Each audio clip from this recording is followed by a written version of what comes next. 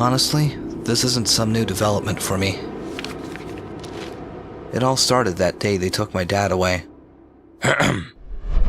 No, Dad! Where are you going? Don't worry, son. I'll be back again someday. Mom told me Dad was a pirate and they were taking him away to prison. I asked, Like in Pirates of the Caribbean? No, nothing like that. Now go hide that DVD in your room. Disney will give your dad the... She froze, and in that moment, an empty sense of panic, guilt, and frenzied anguish set in across her face all at once. She clutched at her chest in desperation, sputtering, unable to muster up the strength to finish the sentence.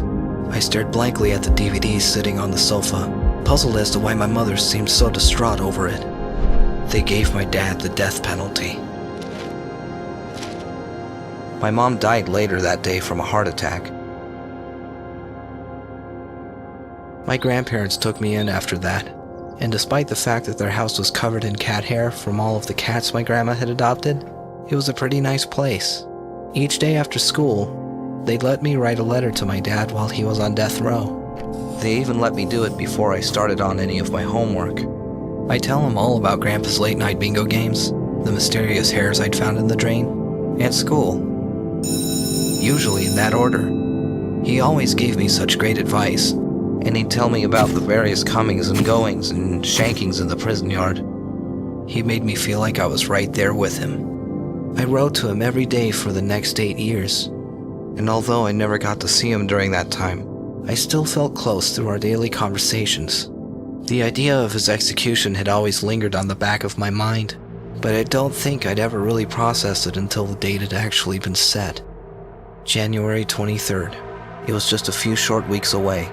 At such a young age, I don't think I had the capacity to put the feelings I was having into words, and so those last days just melted away like a snow cone in the hot summer sun. But in January, finally, the day of my father's execution came, and at his last meal, he made the request of a single envelope in the hopes that he might write to his son one last time.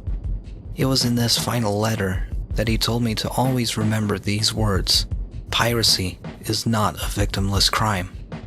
They say he wept as he sealed that envelope. I mean, he must have, because I've never been able to read a majority of that letter. It's a smudged up mess. Even still, after that, I've never been able to shake the glue's bittersweet nostalgia. The way it lingers there on the tip of my tongue. There's nothing else like it. I guess I did try packing peanuts too for a while, but they never quite did it for me in the same way. I mean, I know it's a problem, but honestly, there's no real substitute for the feeling you get after binging on a box of 6x9s. Ow! I went to a doctor about it recently, and she told me I should take some more vitamins, but beyond that I'd be fine. She also mentioned that I might try to make a pen pal or two, someone I could talk to, or at the very least, so that all those envelopes wouldn't have to go to waste. You know, I did actually have a pen pal once. This guy named George. He was a stamp collector. Once I wrote, asking if he might have any of those old stamps that you had to lick, and if he did, if he might want to give one or two to me, to which he responded, no. Although, I was never really sure whether or not the no was in reference to the first question or the second. I think he must have moved at some point, because eventually all my letters would come back marked, return to sender.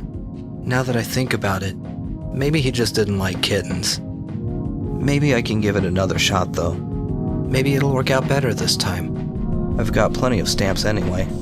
How about it? Would you like to be my friend?